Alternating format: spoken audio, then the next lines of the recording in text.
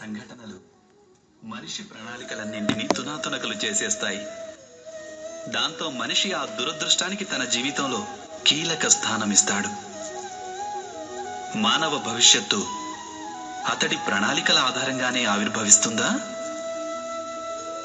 కాదు.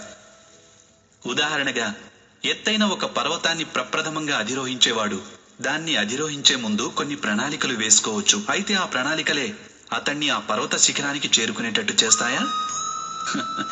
లేదు. వాస్తవం ఏమిటనగా, అతను ఆ పర్వతాన్ని అధిరోహిస్తున్న కొద్దీ అతడికి కొత్త కొత్త సమస్యలు, పరిస్థితులు, కొత్త కొత్త అవరోధాలు ఎదురొస్తాయి. ముందడుగు వేస్తూ తన తరువాతి అడుగు గురించి నిర్ణయం తీసుకుంటాడు.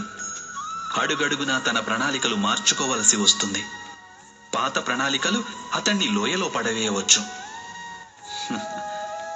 అతడు పర్వతాన్ని తనకనువుగా మలుచుకోలేడు. స్వయంగా తనని తాను ఆ పర్వతానికి అనువుగా మలుచుకోగలడు. అయితే జీవిత యాత్రలో కూడా ఇలాగే జరుగుతుందా? మనిషి తన జీవితంలో ఎదుర్కొనే కేవలం ఒక్క అవరోధాన్ని, ఒక్క సమస్యనే తన జీవితానికి కేంద్ర బిందువు అనుకొని తన జీవిత గతిని నిరోధిస్తే అతడికి జీవితంలో సాఫల్యం లభించదు.